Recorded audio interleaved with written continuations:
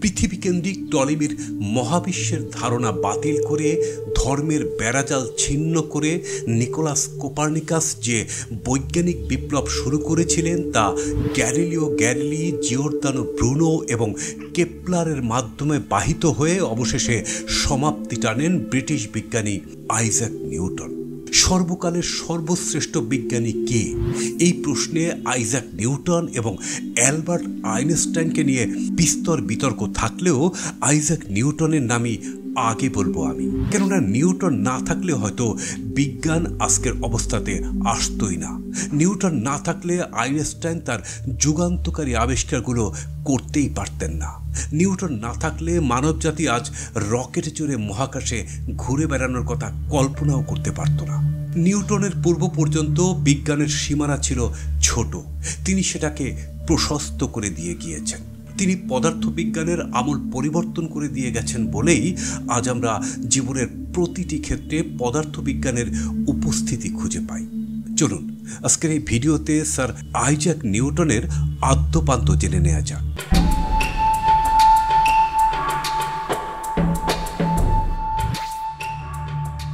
Isaac Newton junior 1643 সালের 4 জানুয়ারি ইংল্যান্ডের লিনকশায়ারের এক ছোট্ট গ্রাম উলসথোর্পে জন্মগ্রহণ করেন।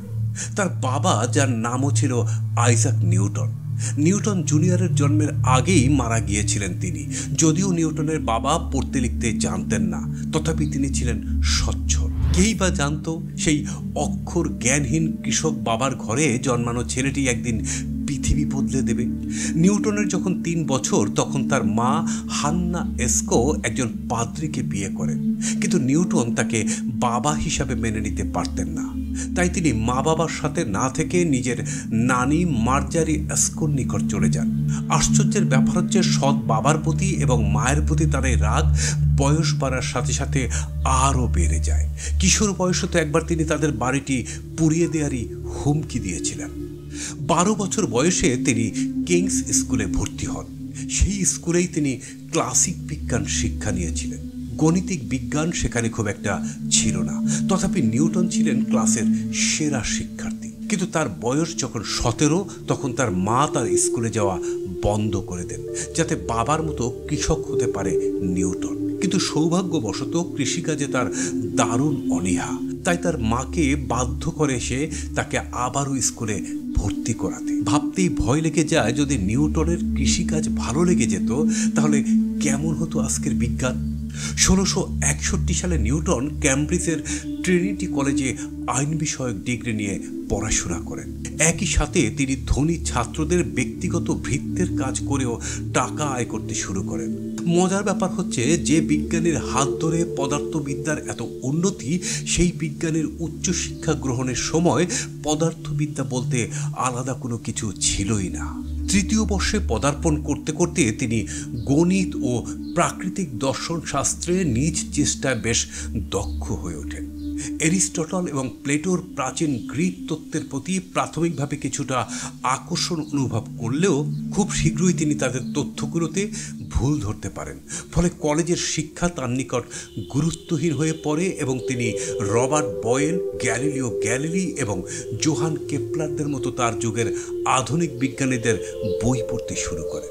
এই সম্পর্কে তার একটি বিখ্যাত উক্তি হলো, প্লেটো আমার বন্ধু, এরিস্টটল আমার বন্ধু, কিন্তু সবচেয়ে বড় বন্ধু হচ্ছে সত্য।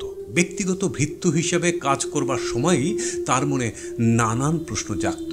তিনি একটি নিজস্ব নোটে সেই সব প্রশ্ন লিখে রাখতেন। তার মধ্যে মহাকর্ষ, আলোর প্রকৃতি, আলোর বর্ণ ইত্যাদি নিয়েও প্রশ্ন ছিল। ক্যামব্রিজে 3 বছর কাটানোর পরেই তিনি একটি 4 বছরের স্কলারশিপ লাভ করেন। 1665 সালে নিউটন তার প্রথম বৃহৎ কোনো গণিতিক আবিষ্কার করেন। তিনি দ্বিপদ রাশির সার্বজনীন সমীকরণ আবিষ্কার করেন। সেই বছর তার বিএ ডিগ্রিও শেষ হয়। এবার তিনি পুরো মনোযোগ দিলেন চিন্তা ভাবনায়, কিন্তু চলে আসলো বাধা। ইংল্যান্ডের ইতিহাসে ভয়াবহতম মহামারী হিসেবে ছড়িয়ে পড়ে প্লেগ। ফলে বন্ধ হয় কলেজ আর নিউটন চলে আসে বাড়িতে। 24 বছর বয়সে নিউটন ক্যামব্রিজে ফিরে আসেন এবং সেই বছরই তিনি ফেলো নির্বাচিত হন। পরের বছর তাকে এমএ ডিগ্রিতে ভূষিত করে ট্রিনিটি কলেজ। 1669 সালে ট্রিনিটি কলেজের তৎকালীন গণিতের লোকেশিয়ান প্রফেসর আইজাক ব্যারো পদত্যাগ করেন এবং নিউটন মাত্র 26 বছর বয়সে লোকেশিয়ান অধ্যাপক হবার গৌরব অর্জন করেন। দ্বিপদ রাশির সার্বজনীন সূত্র আবিষ্কার, প্রিজমের মাধ্যমে সূর্যরশ্মির বিশ্লেষণ এবং 7টি আলোর বিভাজন আবিষ্কার, প্রতিফলন টেলিস্কোপ আবিষ্কার, পরিবর্তনের গাণিতিক রূপ ক্যালকুলাস আবিষ্কার করেন, যা ছাড়া ইলেকট্রনের মতো ক্ষুদ্র কিংবা ছায়াপথের মতো বৃহৎ বস্তুর প্রকৃতি বোঝা সম্ভব ছিল না। বিজ্ঞানের ইতিহাসে অন্যতম শ্রেষ্ঠ বই প্রিন্সিপিয়া ম্যাথমেটিকা লেখেন। মহাকর্ষ এবং সার্বজনীন মহাকর্ষীয় ধ্রুবক আবিষ্কার, গতির 3টি সূত্র আবিষ্কার, মহাকর্ষের কারণে বস্তুর কৌণিক গতিপথ আলোচনা করেন, যেমন বৃত্তাকার, উপবৃত্তাকার বা অধিবৃত্তাকার, যা মহাকাশে গ্রহ নক্ষত্রের গতিপথ আলোচনা করে। মহাকর্ষের কারণে জোয়ার ভাটা হওয়া প্রমাণ করেন। পৃথিবী সম্পূর্ণ গোল নয়, বরং মেরু অঞ্চলে কিছুটা চাপা, এই ভবিষ্যৎবাণীও তিনিই করেন। নিউটন তার প্রিন্সিপিয়া ম্যাথমেটিকাতে গতির সূত্র এবং মহাকর্ষ বর্ণনা করেন, কিন্তু শুরুতে সমসাময়িক প্রায় কেউই তা বুঝতে সক্ষম হয়নি। ঠিক যেমনটি হয়েছিল যখন আইনস্টাইন তার আপেক্ষিকতার সাধারণ সূত্র আবিষ্কার করেছিলেন। তবে নিউটনকে এই সময় বিচিত্র অভিজ্ঞতার সম্মুখীন হতে হয়। যে বই কিনা পদার্থবিজ্ঞানকে দান করেছিল এক নতুন জীবন, সেই বইয়ের জন্যই প্রথমে কিছুদিন তার সমসাময়িক অনেক বিজ্ঞানী তো বটেই, তার অনেক শিক্ষার্থীর কটূক্তিও শুনতে হয়েছিল তাকে। তার এক ছাত্র তো একবার বলেইছিলেন, ওই হেঁটে যায় এমন এক ব্যক্তি যার লেখা বই না তিনি নিজে বুঝতে পারেন না অন্যরা। ক্যালকুলাস হচ্ছে পরিবর্তন বিষয়ক গণিত। নিউটন ক্যালকুলাসকে সর্বপ্রথম সম্পূর্ণরূপে বিকশিত করেন। আধুনিক পদার্থবিজ্ঞান এবং ভৌত রসায়ন ক্যালকুলাস ছাড়া কল্পনাও করা যায় না। তাছাড়া জীববিজ্ঞান এবং অর্থনীতির মতো বিষয়গুলো ক্যালকুলাসের উপর অনেক ক্ষেত্রেই নির্ভরশীল। তবে নিউটনের আবিষ্কারের সমসাময়িক সময়েই লেবিনিজ ক্যালকুলাস নিয়ে তার কাজ প্রকাশ করেন। বর্তমানে তাই অনেক ক্ষেত্রেই ক্যালকুলাস আবিষ্কারের নিউটনের পাশাপাশি লেবিনিজকেও সমানভাবে স্মরণ করা হয়। অনেকেই বলে থাকেন যে নিউটনের আপেল নিয়ে প্রচলিত ঘটনাটি একটি নিছক গল্প। তবে এরকম মনে করার কোনো কারণ নেই, কেননা নিউটন নিজে একথা বলেছেন যে গাছ থেকে আপেল পড়তে দেখেই তিনি হঠাৎ একদিন মহাকর্ষের কথা ভাবতে শুরু করেন। নিজ বাড়ির পাশে আপেল বাগানে বসে প্রায় বিভিন্ন বিষয়ে চিন্তা করতেন নিউটন। একদিন একটি আপেল তার সামনে পড়লে তিনি ভাবতে শুরু করেন, আপেলটি পৃথিবীর দিকে লম্বভাবে কেন পড়ছে, কেন উপরে যায় না বা আশেপাশে। এই ভাবনা থেকেই তার মাথায় আসে সৌরজগতের গ্রহগুলোর সূর্যকে কেন্দ্র করে এবং চাঁদের পৃথিবীকে কেন্দ্র করে ঘোরার কথা। তিনি উপলব্ধি করতে পারেন যে কোনো এক অদৃশ্য শক্তি আছে যা এইসব বস্তুকে নিজেদের দিকে আকর্ষিত করে। নিউটনের নাম দেন মহাকর্ষ। আর পৃথিবী চাঁদকে বা তার বাগানে পড়ন্ত আপেলকে বা অন্য সকল বস্তুকে যে শক্তিতে বা বলে আকর্ষণ করে নিজের সাথে আটকে রাখে তা হচ্ছে অভিকর্ষ। সাথে তৈরি করেন তার মহাকর্ষ বল পরিমাপের অমর সমীকরণ, মহাকর্ষীয় সূত্র। এটি হলো নিউটনের মহাকর্ষীয় সূত্র।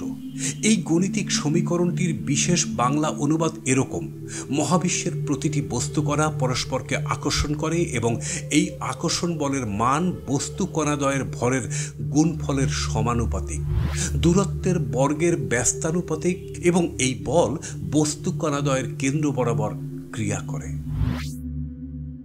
চিরায়ত বলবিদ্যাকে কেন নিউটনিয়ান বলবিদ্যা বলা হয় তা নিউটনের গতির সূত্র 3টি পড়ার পর অনুভব করতে পারা যায়। তার সূত্রগুলো তখন যেমন বলবিদ্যার জীবন ছিল, আজও তেমনি আছে।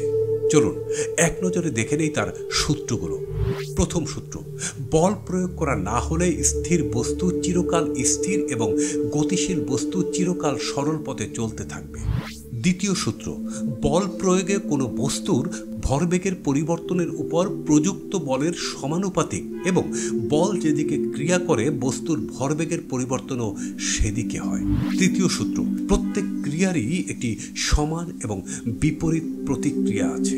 তবে গতিসূত্রের উপর ভিত্তি করেই আজকের বিশ্বে মানুষ প্রতিনিয়ত পৃথিবীর বাইরে রকেট পাঠাচ্ছে। হ্যাঁ, যে সূত্র নিউটন 300 বছর আগে আবিষ্কার করেছিলেন তার উপর ভিত্তি করে আজ রকেট চলছে। তবে নিউটনের সূত্রেরও রয়েছে সীমাবদ্ধতা। আলোর কাছাকাছি গতিতে গতিশীল কোনো বস্তুর ক্ষেত্রে এই সূত্র প্রযোজ্য হবে না। তখন আইনস্টাইনের আপেক্ষিকতার সূত্র প্রযোজ্য হবে। আবার অত্যন্ত ক্ষুদ্র বস্তু যার ভর কিনা ইলেকট্রন প্রোটনের মতো ক্ষুদ্র, তাদের ক্ষেত্রেও এই সূত্র প্রযোজ্য হয় না। মহাকর্ষ আর গতির সূত্র দেখে কেবল নিউটনকে ভাবুক বিজ্ঞানী ভাবার অবকাশ নেই, কারণ পরীক্ষা নিরীক্ষা করার জন্য তিনি বেশ দক্ষ ছিলেন। তিনি পৃথিবীর প্রথম প্রতিফলক টেলিস্কোপ উদ্ভাবন করেন। তাছাড়া আলো নিয়ে পরীক্ষা করে তিনি প্রমাণ করেন যে সূর্যের আলো এক বর্ণী আলো নয়। প্রিজমের মধ্য দিয়ে সূর্যের আলো গেলে তা 7টি রঙে পর্যায়ক্রমিক বর্ণালী সৃষ্টি করে। আবার এই 7টি রঙকে প্রিজমের মধ্য দিয়ে একত্রে প্রবেশ করালে সাদা আলো পাওয়া যাবে। এই 7টি আলো হচ্ছে রংধনুর 7টি রং। এগুলো পর্যায়ক্রমে বেনি আসহ কলা দিয়ে প্রকাশ করা হয়, অর্থাৎ বেগুনি, নীল, আসমানি, সবুজ, হলুদ, কমলা, লাল।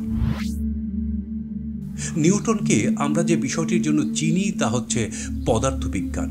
কিন্তু আপনি কি জানেন তার ল্যাবরেটরির কাগজপত্র বলে তিনি আলকেমি, যা ছিল তৎকালীন নাম, যার বর্তমান নাম কেমিস্ট্রি বা রসায়ন, এর উপর অনেক বেশি সময় দিতেন।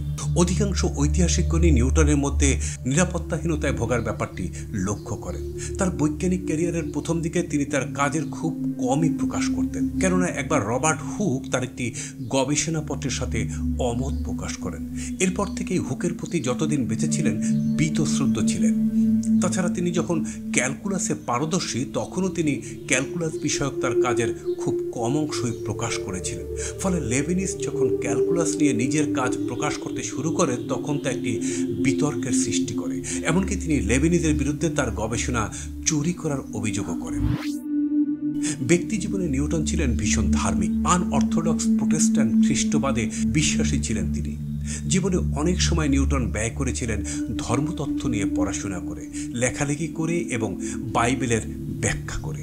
তিনি অপরাপর পদার্থবিদদের মতো ছিলেন না, বরং পুরো মাত্রায় আস্তিক ছিলেন। তিনি মহাকাশের জটিলতা সম্পর্কে বলতে গিয়ে বলেছিলেন এগুলো ঈশ্বর ছাড়া আর কারো পক্ষে সৃষ্টি করা সম্ভব নয়। 1696 সালে নিউটন রাজকীয় টাকশালের ওয়ার্ডেনের দায়িত্ব পান। 1700 সালে তিনি টাকশালের মাস্টার পদে নিয়োগ পান। সেই বছরই তিনি ক্যামব্রিজ একেবারে জন্য ছেড়ে লন্ডনে চলে যান। সোজা কথায় তার বৈজ্ঞানিক ক্যারিয়ারের ইতি টানেন। 1703 সালে তিনি রয়্যাল সোসাইটির প্রেসিডেন্ট নির্বাচিত হন। 2 বছর পরে 1705 সালে তিনি নাইট উপাধিতে ভূষিত হন এবং আইজাক নিউটন থেকে হয়ে যান স্যার আইজাক নিউটন। 1727 সালের 31শে মার্চ নিউটন 84 বছর বয়সে মৃত্যুবরণ করেন। লন্ডনের ওয়েস্টমিনিস্টার অ্যাবেতে তাকে সমাহিত করা হয়। পৃথিবীর শ্রেষ্ঠ বিজ্ঞানী বলেই তার পরিচয় শেষ করা যায় না। তিনি এ সকল বিশেষণের ঊর্ধ্বে। আর তাই আলবার্ট আইনস্টাইন নিউটন সম্পর্কে বলেছেন, প্রকৃতি ছিল নিউটনের কাছে একটি খোলা বইয়ের মতোই, যার পাতাগুলো নিউটন কোনো রকম কষ্ট ছাড়াই পড়তে পারতেন। ভিউয়ার্স, ভিডিও সম্পর্কে কোনো মতামত থাকলে কমেন্টস করে জানিয়ে দেবেন, আর ভিডিওটি ভালো লাগলে শেয়ার করে দেবেন।